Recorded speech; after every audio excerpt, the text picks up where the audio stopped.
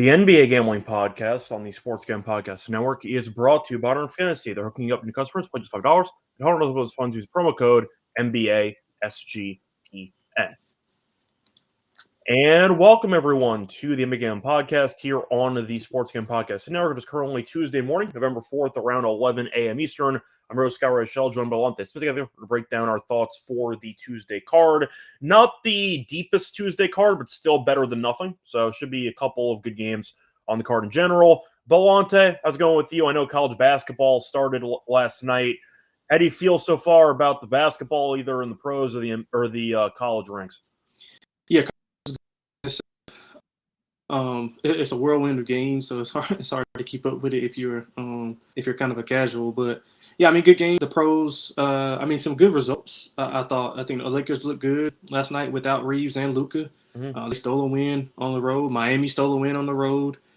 Detroit, there's a lot of road wins. I thought the Houston-Dallas game was really good, really competitive until kind of late, and Houston pulled it away. But some good basketball, man. I think it's some good basketball. We saw a Giannis game winner. So yeah, man, it's gonna be a good card coming up, and looking forward to another week. Yeah, shout out to Julius Randle for a triple-double against the Nets. That still counts as far as I know, even though it was against the Nets. So that does count towards his career triple-double, so nice job by him there.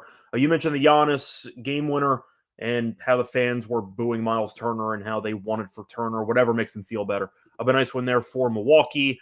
Besides that, Boston lost. I know Jaylen Brown called it the officiating because he tripped over somebody's corpse on the court and turned the ball over down the stretch, which I thought was a foul, but whatever.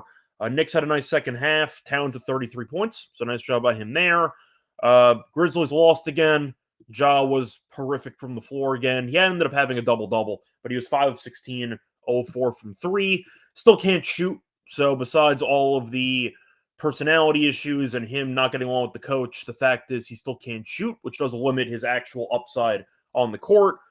Joker had a solid game, 34, 7, and 14, as they ended up beating the Kings. You mentioned the Lakers dominating, 29 points, 10 rebounds. A nice job by him against his former team.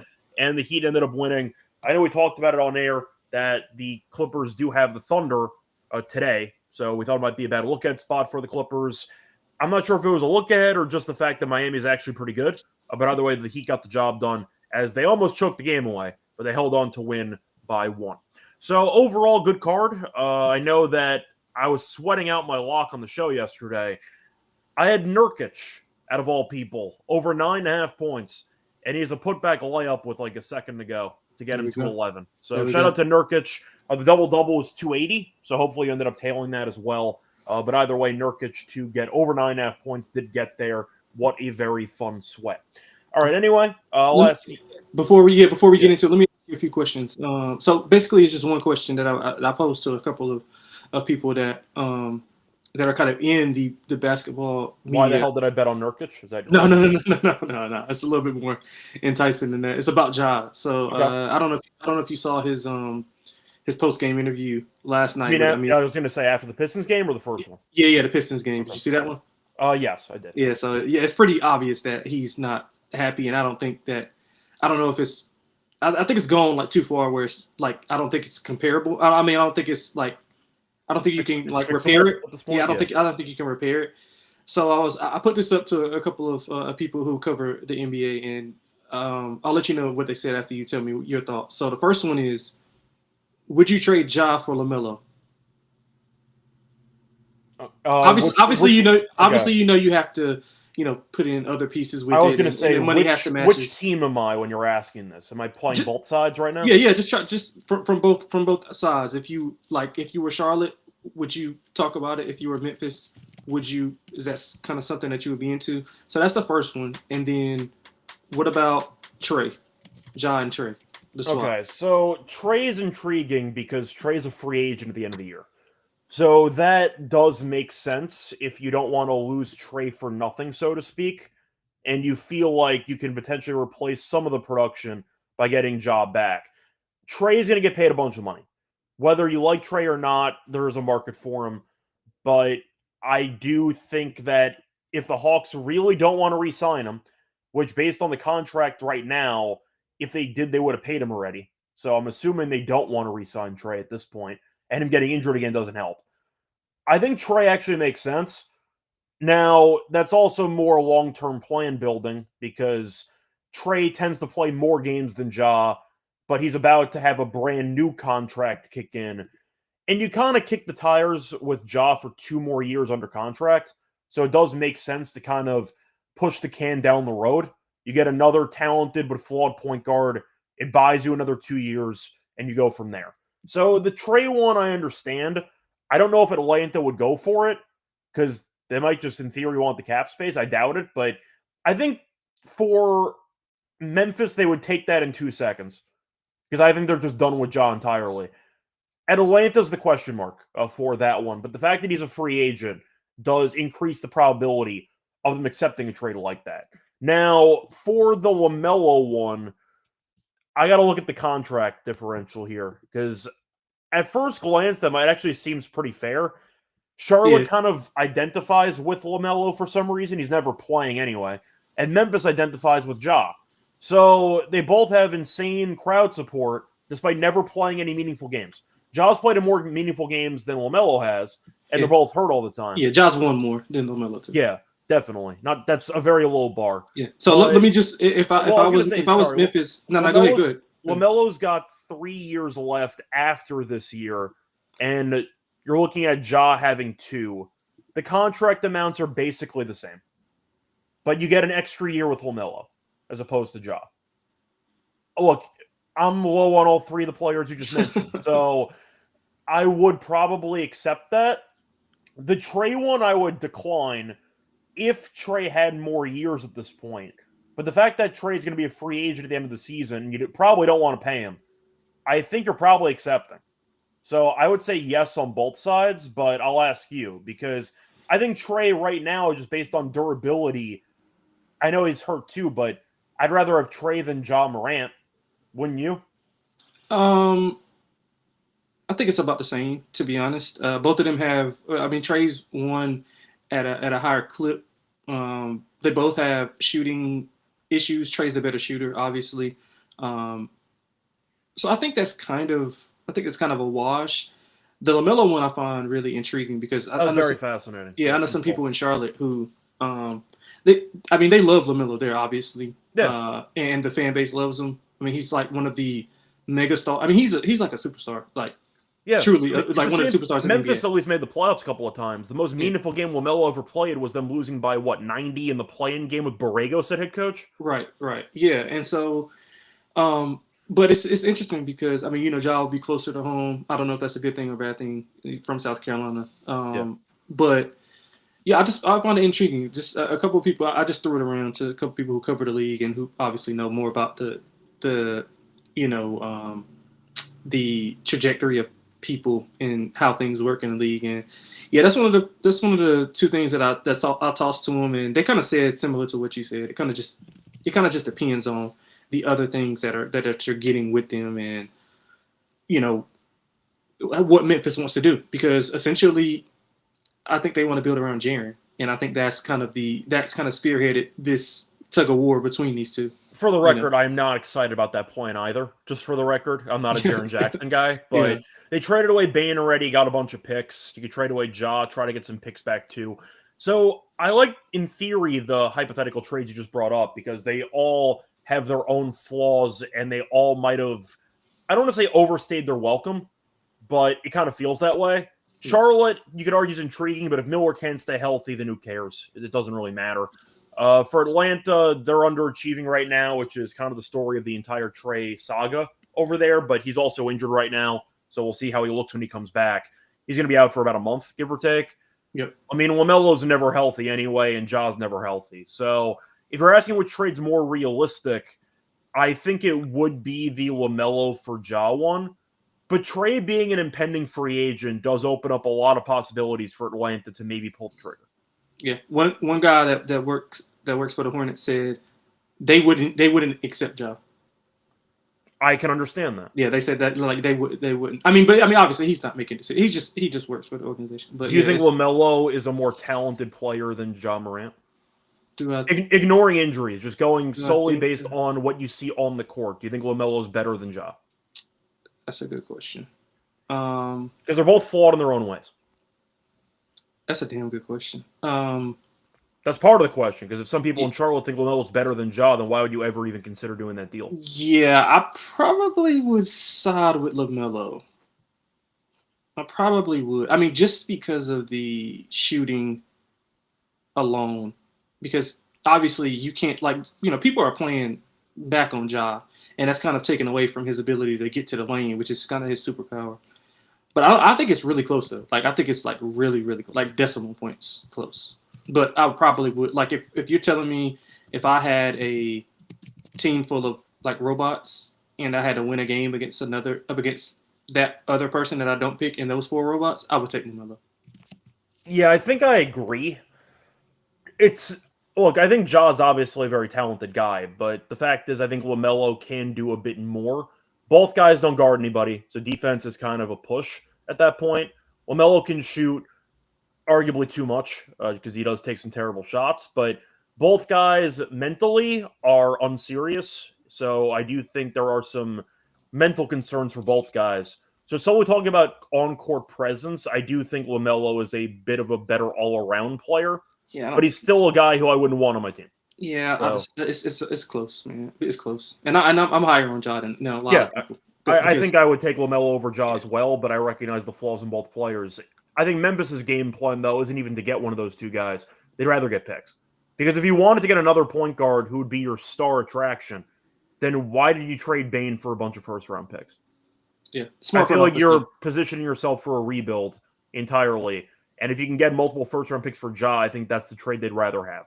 Yeah, smart front office, though. They're one of the smartest front offices in it.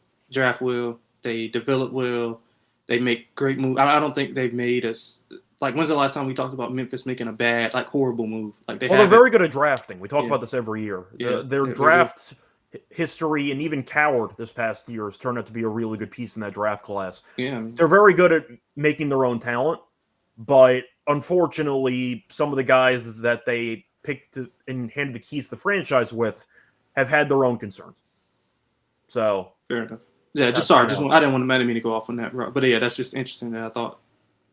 No, it's fine. I mean, I appreciate you bringing it up because I agree with you that in general, the Ja situation in Memphis is not sustainable. I think he will be traded at some point. I also see reports from all these classic media clickbait companies on social media, on Twitter, etc., that Ja doesn't exactly have the most robust trade market. And I'm thinking to myself, is that actually true, or are you just saying that because you know everyone's down on him and you're going to get some clicks? Like, I don't actually know if they ever have sources for this crap. I'd assume that it's true, but I could have said that without any type of, once again, sources backing me up, and I'm probably right. So I don't know if anybody actually confirmed that. You're talking actual teams. You're doing more research than these companies over here on social media. I'm just speculating that based on the sideshow distractions and the lack of shooting and the fact that he's plateaued as a player. Ja's been the same guy for the last 3-4 years on the court. I do think he'd have less of a market than people would realize. Yeah, I agree. Then again, Bane went for what, like 3 first-round picks? So I don't know what robust market even means. That's a good point. Because if Bane's going for 3 picks, you're looking at Ja probably going for at least 2. So that's where I'm at. But either way, once again, pretty entertaining card, and we'll make some money hopefully here on the Tuesday games. Anyway, so before we get into any of the games for Tuesday, a reminder that you can check out college basketball. Started yesterday. I know Lonte's big into college basketball, so if you want some thoughts there, you could ask Lonte. Make sure to subscribe to the College Experience to catch their daily podcasts. Download the SGPN app for free college basketball picks. So, moving on to the games here for Tuesday.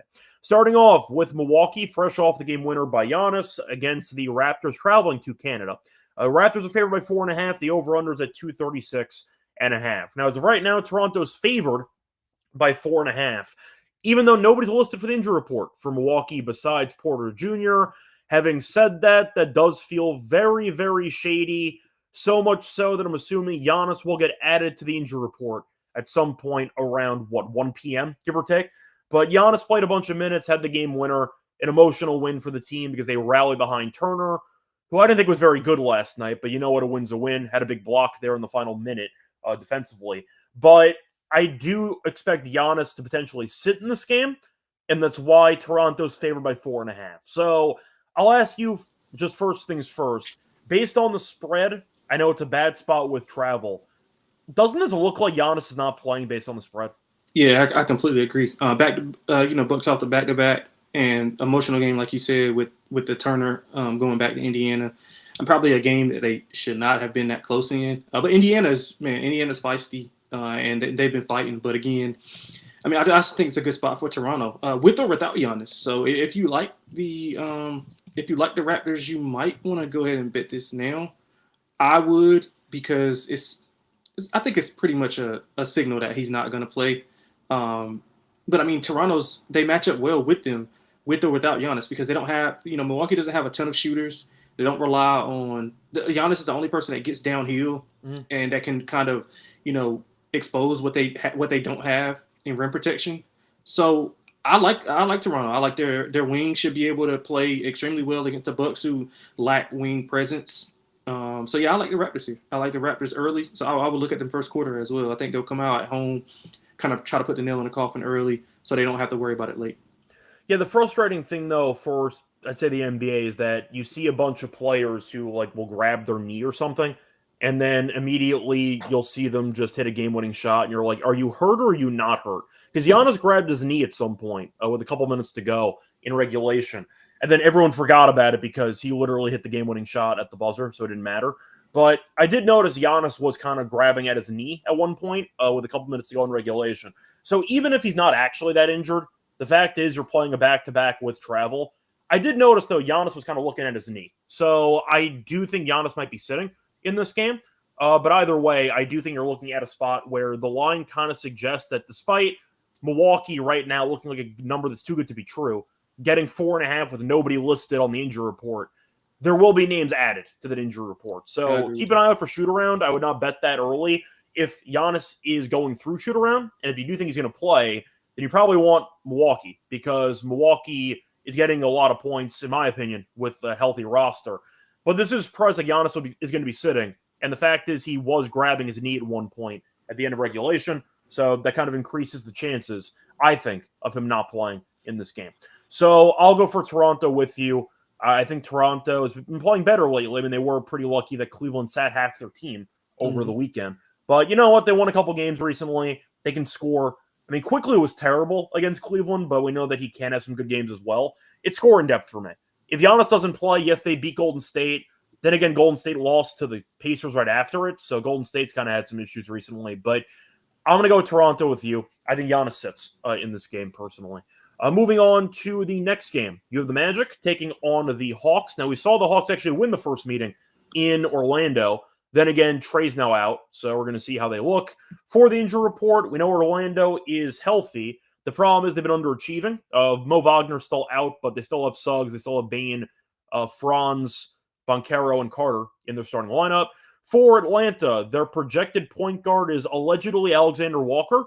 Could be Wallace. I actually like Wallace. I think Wallace is not that bad. So keep an eye out for Keaton being a potential starter for this team. Dyson Daniels, of course, Reese O'Shea, Jalen Johnson, and Hingus Pingus at center. So I'll ask you, because Atlanta's at home. We saw them lose their last game. They were competitive, though, but they just didn't have enough offense to actually match up with the Cavaliers, as they ended up losing by 8. Orlando's starting to play better. They ended up winning their last 2 games. Then again, they played Charlotte and Washington, which means nothing. So they really haven't beaten any good teams of the season. The counterpoint is Atlanta even a good team? Probably not. So I don't know if that actually matters. I'll ask you, though, do you want to lay 3.5 with a healthy Orlando team, or get 3.5 at home with an Atlanta team that has some point guard concerns? Yeah, I kind of like Orlando here. The defense played a lot better. I think they held the last matchup that they had, not with Atlanta, but the last game that they played, they held their first team under 100 points. So they're trending in the right direction. Paulo talked about the defense kind of coming together, and obviously with the new pieces coming in, I want to say the new piece coming in, and then you got De Silva playing a lot more extended minutes. You have Anthony Black playing like extended minutes. So guys are going into a different role. Also, Suggs early on has still been, in and out of the lineup. So they've been dealing with a lot. Maybe now they have some, a little bit more continuity going forward. Obviously, with the matchup with Atlanta early on, they got some familiarity there. I like the Hawks, but I don't like them in this spot against Orlando because of the defense. Like, the Hawks have decent guards, but they don't have a lot of guards that can create for others. That was Trey's superpower as far as creating for others and getting guys involved. And that's what you're going to have to do. It's not going to be a ton of dribbling and, running your offense, because Orlando's kind of going to disrupt that on defense. So I like Orlando. They're ending a 5-game road trip here. They've won back-to-back games. Paulo's been really good against Atlanta. In 11 career games, averaging 24, 7, and 4. So I think that they show up and have another defensive effort. I'm looking at the Hawks team total under, just because of the way that Atlanta wants to play and how Magic defend. I think that bodes well for the Magic. So give me the Orlando minus 3.5. I'll look at the team total under for the Hawks as well. Yeah, I think I am going Orlando personally. They're starting to play a bit better. Yes, it was against weaker competition, but you know what? A win's a win. Like, sometimes you just got to see a couple of games go in your favor, and then maybe you'll pick it up again. We had high expectations for Orlando. You could argue we had the same thing for Atlanta, but Trey getting injured does throw kind of a wrench into this thing. I'm still not sure if Naw is actually going to be point guard, because that's just not his role. Do you think Wallace gets the start? Because Wallace, we know, has a history of actually being a point guard. I can kind of see that, but I mean, I think Nickeil Alexander-Walker has been playing well. It's just that he doesn't do what Trey does as far as distributing. So it's going to be hard for those other guys to get easy shots. They're going to have to try to go against the wall. And, Orlando typically walls up. And now obviously if we know that they don't have a lot of ball handlers who can distribute, then they know it. And, shooting has not been a strong point for Atlanta either, even with Trey in the lineup. So, Nickeil, he's had 21 and 16 in the 2 games without Trey, so he's fine scoring. It's just that I don't think he'll be able to distribute at the level that that Trey does. Not that a lot of people can, but Wallace, I don't think he's much of a distributor either. So I think I would rather just go with Naw. Well, once again, I believe Wallace didn't he have a triple-double in the last game of the season last year when all the scrubs end up playing because it doesn't. Yeah, he's good. Yeah, he's good. That's what I'm saying. Like, I don't know if Naw, from a ball handling perspective, should actually be your number one in the starting lineup. I feel like Naw is a pretty solid bench option because of the shooting, etc. I would go with Wallace personally because at least that's his true position. I get you have more length using Naw at the point guard spot, but that's really just not his natural spot. So I would rather him come off the bench personally as kind of just an energy scorer. So I would use Wallace, but we'll see what Snyder ends up doing. But yeah, either way, I think Orlando wins, the better team. Orlando should be pissed off, though, because they lost at home against Atlanta earlier this season, and they were winning through 3 quarters. They got killed in the 4th quarter. So a bit of a chip on their shoulder, and they're healthier than Atlanta. So I'll go for the Magic in this one, minus 3.5. Moving on to the next one. Looking at the matchup between, for the next one, we're going to look at the Sixers taking on the Bulls. Bulls laying 1.5. The over-under's at 240.5. The sad news is both teams finally lost the game. The good news is somehow the Sixers and Bulls are combined 9-2. So this is a very good matchup based on record. Bulls are favored at home. Very high total, which I 100% agree with. For the injury report for these teams, both teams are relatively healthy. Kobe White's still out, which has been the case all year. Dosunmu is questionable for the Sixers. Paul George is still out. McCain is probable, so their bench should get better. Now, both teams look good. I like the over. Both teams play fast. Both teams defensively don't really guard anybody. I just see a bunch of points. It might come down to the wire. Whether Maxey drops 35 or 38 might determine the entire game. Because I just see a bunch of points and Maxey potentially going crazy against Giddey. So I like the over in the game. For the side, I just see a complete coin flip, so I guess I'm on Philly. But I prefer the over. Just give me a track me with a bunch of points. Yeah, I like the over as well. I think we see a ton of points. And you said Embiid is he's good to play in this game, right? I haven't seen any updates on Embiid, so him not being listed is a win for Philly. Yeah, or you could argue a loss because they're better without him, but the point is he should be playing. So I like Philly as well. So it's two different things. Two things that like something's going to have to give. Philly's undefeated on the road. Bulls undefeated at home. I do think that the Bulls, I think their play is what's the word I'm looking for? I think it's repeatable, especially at home, because they play a lot of guys. They get a lot of contributions. But Philly also does the same thing. They're getting a lot of contributions from other guys like Grimes. I think Oubre had a great first half in his last game. They're getting timely contributions from those guys on both sides. So I think the teams are the point spread's indicating is they're about even. I would probably favor Philly just because of the backcourt. with how well Maxey and VJ are playing. And then you add in Embiid, who probably could give Vucevic some foul trouble if he's actually engaged and wants to play, on the interior. So I do like the over. I think we see a lot of scoring. I like Philly. The Bulls they defended the three like really, really well, but they struggle defensively inside the paint. They always are because look, Vucevic has had a very good year so far. He's never been a good rim protector, so that's not going to help. Yeah. And that bodes well for the guards because they want to get downhill. And you add Jared McCain, who probably would be on a little bit of a restriction, but he'll get out there, space the floor. That opens up even more driving lanes. So I like Philly here to get it done on plus money. And I mean, if you look at it, like the Bulls, they were allowing like under 35%, under 33% from three for the year. The Knicks shot 47% from deep last year. Now, I mean, last game. So I'm not saying that 76ers are going to shoot that high, but with the way that they drive the ball, they're going to get wide open looks. You just got to knock them down. So I think Philly will be able to knock them down. I like Philly. I like the over. Yeah, I think I'll go for Philly for the value, but I like the over as my main play for this one. Before we get into the rest of the actual card, reminder, they're brought to you by our sponsor, MyBookie.ag, using to bet on football, basketball, college basketball, college football, you name it. Check the prop builder, second to none. They're model simple. Bet anything anywhere and bet on anything anywhere, anytime. Use crypto for funding your account and getting payouts. So check that out. And a reminder: when you head to MyBookie.ag, use the code SGPN for a special 100% bet bonus up to $5 for customers. MyBookie.ag promo code SGPN. We're also brought to you by Novig, which is the number one prediction market for sports in America. Get some great prices, reduced juice when you go to Novig. Available in 30 states. Download the app when you do so. $50 to spend just $5 if use a promo code SGPN. Get an extra Novig promo code SGPN.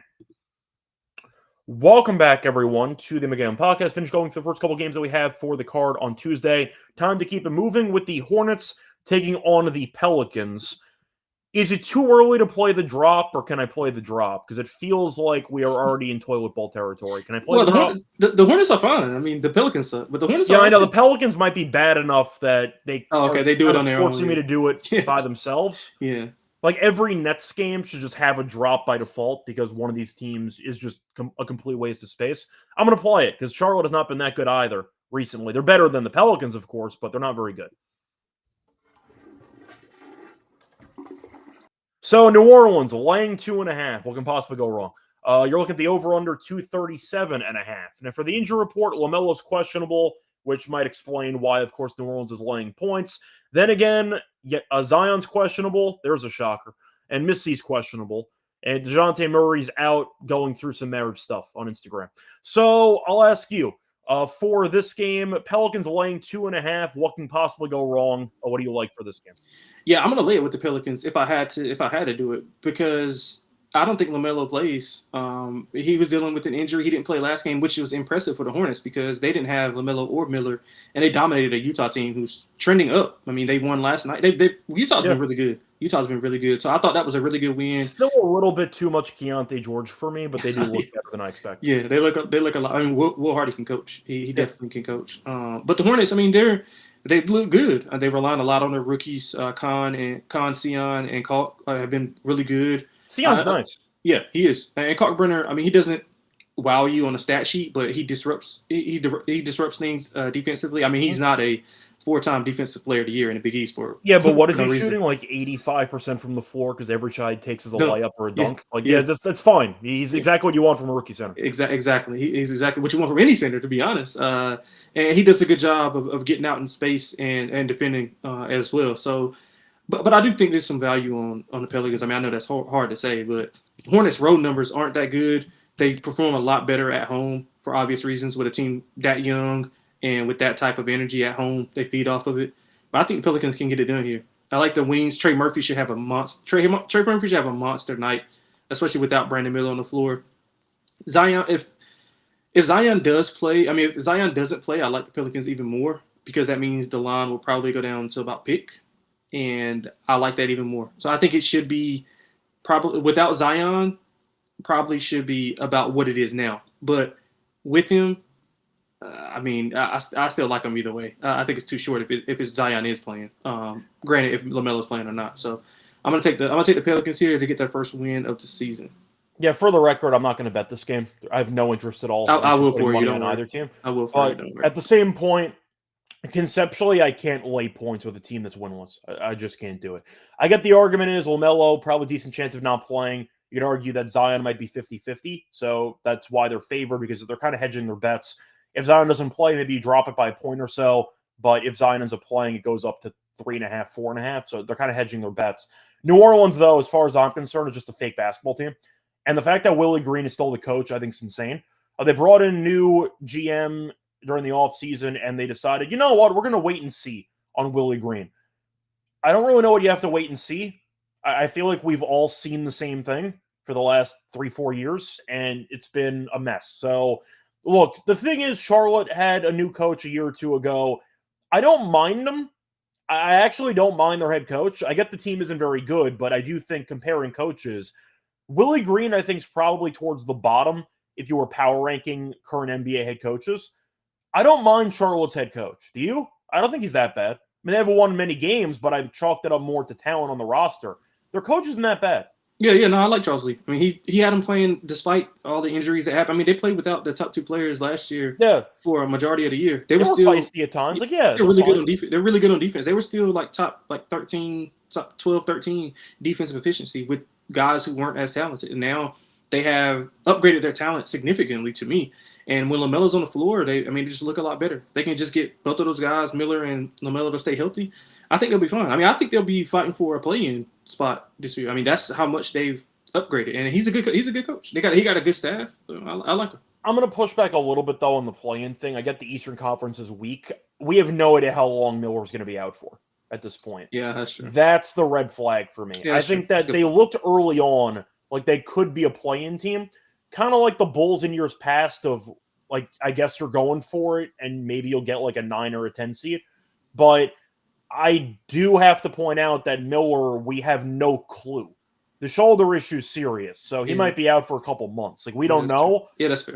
So that's why I'm going to pump the brakes a little bit on their play-in chances, because we know LaMelo's going to get hurt at some point. It's kind of just going to happen. It's an evergreen tweet year in, year out, which is he's out for a couple weeks. So we'll see what happens, but the Hornets look entertaining. They're better than, maybe they looked in previous years, but do I trust a LaMelo who might miss some games and a Miles Bridges duo? He's been good, lead you to the play-in? Miles been good. It's a stretch because Bridges, he thinks he's so much better than he is, so he just chucks up a lot of bad shots, but sometimes they go in. Now, Knoopel's been very good. Cockbrenner's been very good. And you mentioned they have a couple of younger players as well. Big news for them, though. They officially sent Salon down to the G League. Thank God. I can't stand watching him play basketball. But yeah, Salon's not on the team anymore for now. So we'll see how long he sits there. I can't stand watching Salon play basketball. I think he's awful. Yeah, it's a bad pick. So there you go. Point is, though, with Brandon Miller being a key piece of the team, whether you like him or not, with him being out indefinitely, I cannot view the Hornets' long-term plans as highly as you. That's kind of where I'm at for Charlotte. I agree. I kind of agree with that. I mean, if he's not there long-term, it's going to be an uphill battle. But like you said, like I tend to trust their coach to get things done. I think they'll be right there with the Torontos of the world at the bottom of the conference, kind of fighting for that 10th spot. So yeah, but either way, for me, I'll go with the Hornets in this game. I might wait for injury news anyway, but I said before, I'm just not betting this game. I said before there are 6 games. There's not many. There are a bunch of games better than this one that you might want to bet on. If you want to go for some player props, I don't mind that. If you want to go for like Cockbrenner double-double, because they just have size, and you're looking at New Orleans having none of it. But once again, it might just be a prop game. If you want to go for Knoopel threes, you want to go for Bridges stuff if LaMelo doesn't play. If LaMelo doesn't play, I know the green light was already green for Bridges, but watch out. It might be a dangerous green light for that game. Yeah, Khan's been shooting the hell out of the ball, man. He's been good player. He's been shooting the hell. I think he's got three threes in every game this year. I think he has one with 2, but I think all the other ones he has 3. But maybe it's 2 that I'm thinking about. Well, Knoopel was a pretty decent draft pick in terms of where he was selected because people thought he was a pro-ready 3-and-D guy.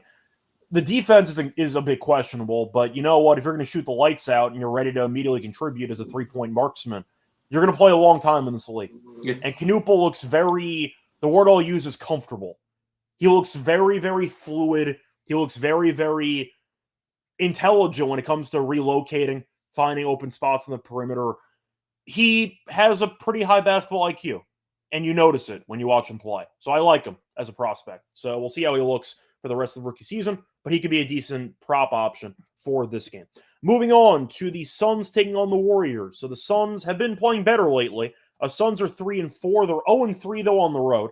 For the Warriors, they're 4-3, 3-0 at home. So they might be just a classic old Warriors team, great at home, bad on the road.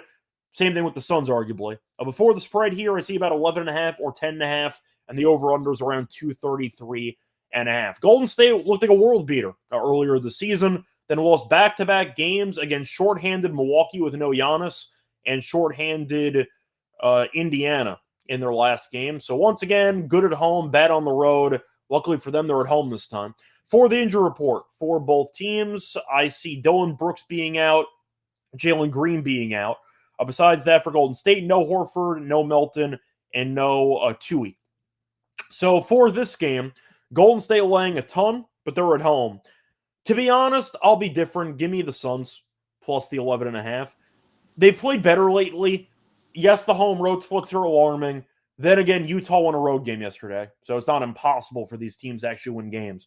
Golden State, I think, is a good team, but for whatever reason, those last couple of games against compromised opponents, not covering is one thing, but you can't lose both games outright. That just can't happen if you're going to be competing for a top 4 seed in the Western Conference. You can't punt those 2 games away. So Golden State might have some concerns. Phoenix has played better. I'm not saying they're a great team, but you know what? They got off to a really bad start. They look like an actual basketball team right now. I'll go for Phoenix plus 11.5.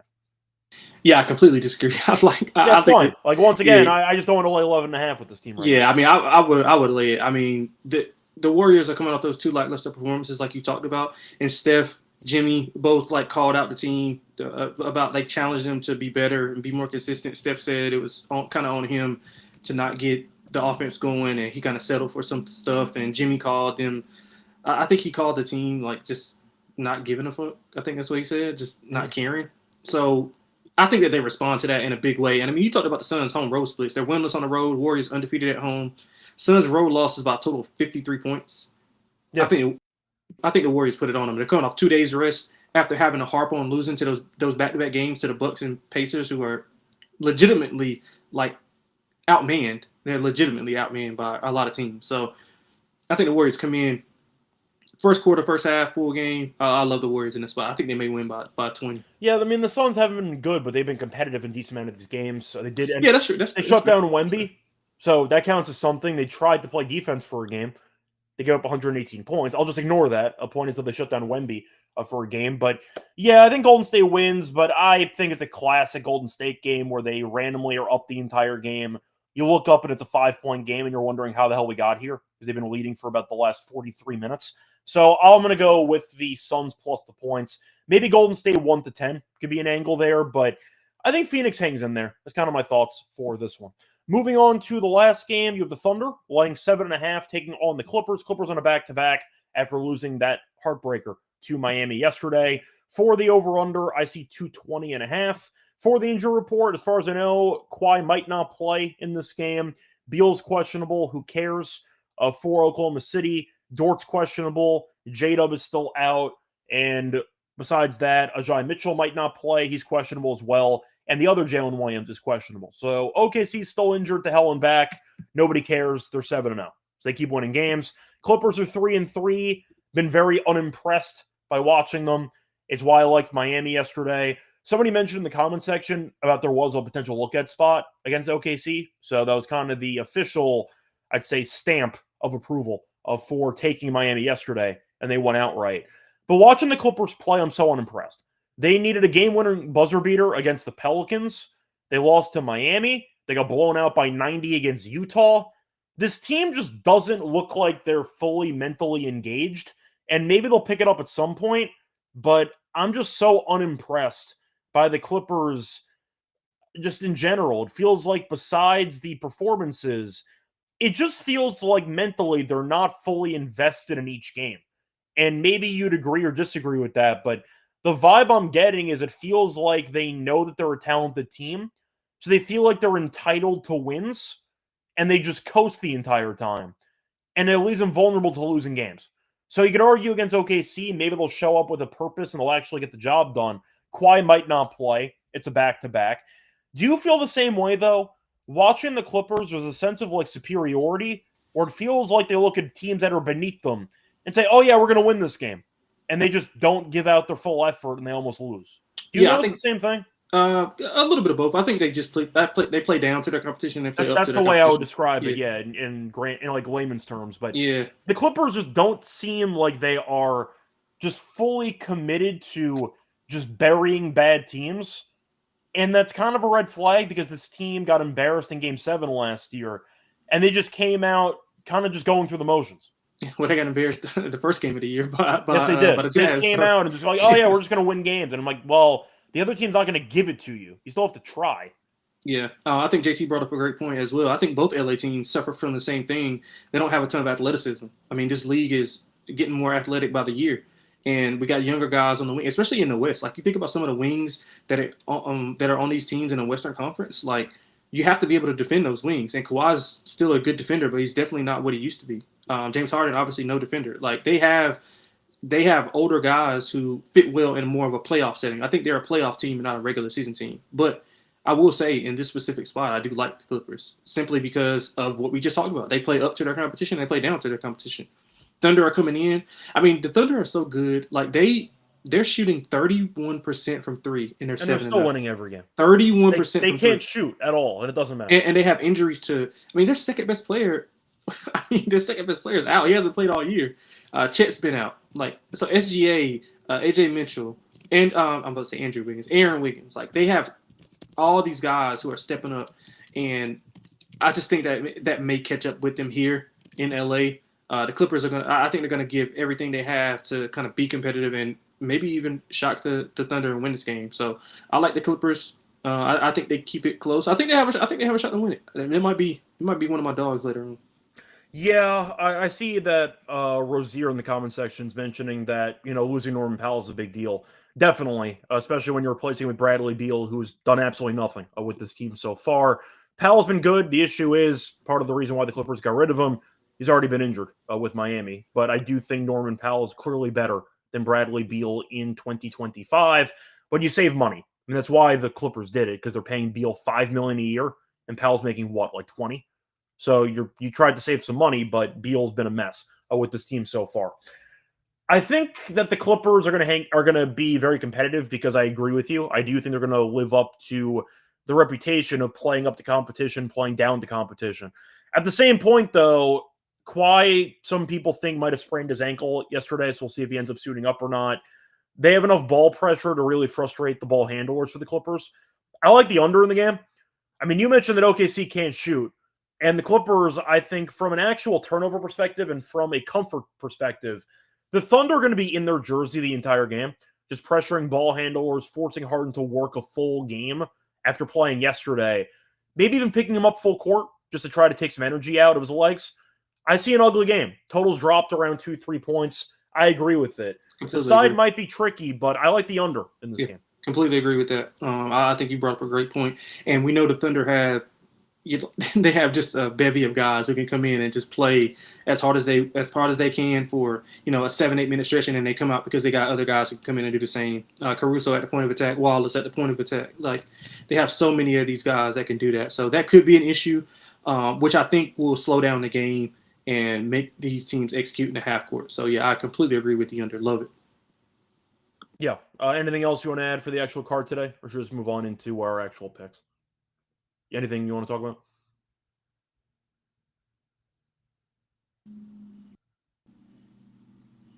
I don't know. Oh, my bad. No, I'm good. I don't know. My mute button was tripping. Yeah, but no, I'm good.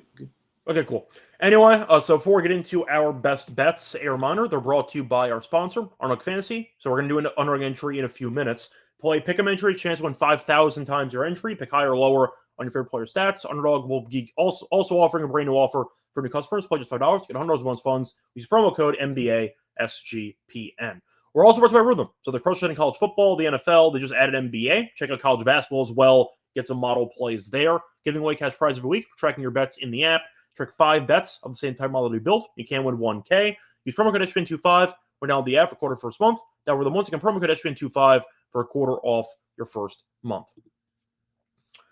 Welcome back, everyone, to the NBA Gambling Podcast. Finished going through all of our thoughts for the games on Tuesday. Time to move on into the lock and dog picks. Lonte, I'll let you go first. What's going to be your lock and dog for the Tuesday card? Yeah, we'll keep it simple, man. We just talked about my dog. I like the Clippers to win it outright. I think they'll slow the game down. It'll be a low-scoring affair, not a ton of possessions. They'll play up to their competition. I think the Thunder maybe just don't make – I mean, they haven't been making shots, but I think the Clippers make a couple more shots more than them. And this could get better if Kawhi's announced out, but I'll go ahead and take it now. Obviously, we're not going to be on a few hours when the injury report comes on. But, I mean, if you like the Clippers, I would kind of wait a little bit just to see if he's going to be ruled out. I think it's kind of teetering that he's in. I think it would be closer to like 9 if he was out. So I like the Clippers to get it done regardless with or without him. So I'm going to take the Clippers as a dog. The lock, -3.5, first quarter, Golden State. I talked about the issues that Jimmy and Steph both challenged those guys with. So I think once your two leaders, especially Steph, who's kind of a quiet leader, is sounding off on the effort. I mean, he blamed himself first, but I think they come out with a vengeance early on and buried it soon. So I'm going to take -3.5 first quarter for Golden State. All right, so for my lock, I'm going to go with Orlando, actually. I think it's a pretty small number. Orlando's laying 3.5. They lost to this team earlier this season. Trey's out. Good revenge spot. Orlando, we had expectations for this season. They were bad early. You know what? They beat up on the bad teams 2 times in a row. Beat Charlotte and the Wizards, each by at least 16 points. Playing better. Atlanta, without Trey, I know Jalen Johnson is a demon who can just take over in a point-forward role. Still not the biggest fan of the supporting cast. And Trey is still a big piece to this team. But Orlando's the better team. I think 3.5 is too low. And there's a revenge angle for Orlando here. Give me the Magic. I'm -3.5. Play that theme song. I'll go with them to get the job done here as my lock. For my dog, there was one prop I was actually looking at, but I'm wondering if there's anything else I'm interested in. Do you think Dort plays in this game? He does. I mean, they don't have – I don't think he does. They don't have any incentive to play any of their guys because they have so many people. So if you have an injury that's probably going to last – let's say, for instance, he could probably come back if he needed to for a game. I think he might take an extra game off just because of the depth that they have. So I don't think he plays. Yeah, so I'm going to gamble on that because I agree. I'm going to go with Caruso, who I think is going to play more minutes if Dort is out. Give me Caruso block at +146. I like the price. He's been good so far this season. I get the Clippers don't allow many blocks, but you're looking at Caruso's numbers, even including the finals last year. He's had at least 1 block in 6 of the last 7 games. So the fact is his minutes are usually in the teens, maybe low 20s. If Dort does not play, bump in usage there. Give me Caruso, great defensive player. I'll take him to get a block here at around +146 as my dog for the show. So moving on to Underdog for the show. Any actual things you want to consider for an entry? Anything you like? I mean, I like Steph. I like Steph a lot. I think they don't have any point of attack defenders on the perimeter. Ryan Dunn's probably a little bit too slow. I would look at Steph's points. Okay. Steph points, by the way, are available at 24.5. Yeah, I think he gets close to 30. Okay. Do you prefer the points or the threes? The points. The threes are, what are they, like 4.5, 5.5? Threes are at 4.5. Yeah, it's too much. I mean, obviously, I think he do it, but I mean, I don't want to bet on that. Yeah, for reference, by the way, the Suns are allowing the 5th most points per game to opposing point guards. So I don't mind that at 24.5. Yeah. So I'm fine with that. Looking for other stuff that could have some decent value here. Just looking right now. I like I know somebody brought it up in the chat before I could. They talked about Scotty Barnes rebounds. I like his PRA. I do think that the athleticism of the Toronto's wings, specifically him, and they don't have a point guard per se, so he's kind of like running the show. I was going to say they have Quickly, but they kind of rotate who actually. Quickly is more of a combo. It's just his size, so he's listed as a point guard, but he's more of a combo than anything. But like Barnes initiates all of the offense, so I mean his PRA is kind of interesting because the Bucks don't have any perimeter-oriented defenders either, especially if Giannis is out. It's only 31.5. It's really not that bad. I saw somebody mentioning his double-double in the comment section earlier. Yeah, 10-plus rebounds in like 3 straight games or something like that. Yeah. I'm sorry, whoever. I forgot who did it, so shout out to you for that. Yeah, and I'm trying to give what else we might want here. Sorry, I'm just looking to see if there's anything I'm actually interested in. for this. Am I interested in anything? Sorry, I'm just trying to find anything that I'm intrigued by here. I see LaMelo stuff, but he might not play, so I can't really take him. Yeah, you know what? I'll go for the matchup here. I think it's a good overall spot for him. I'll go with Franz. I'll take Franz 21.5 points. He's been good lately. He's had at least 22 points in 8 of the last 10 against Atlanta earlier this season. He had 27, so I do think it's a good matchup for him there. Yep. Against Atlanta, he's had at least 22 and 4 of the last 5. Good enough for me. Give me Franz on his points higher as the last choice for the entry. So that's going to wrap it up for the show. Underdog entry once again is going to be Steph Curry higher, 24.5 points. Scotty Barnes higher, 31.5 PRA. And Franz higher, 21.5 points. It's going to wrap it up, though. Lonte, anything else you want to add?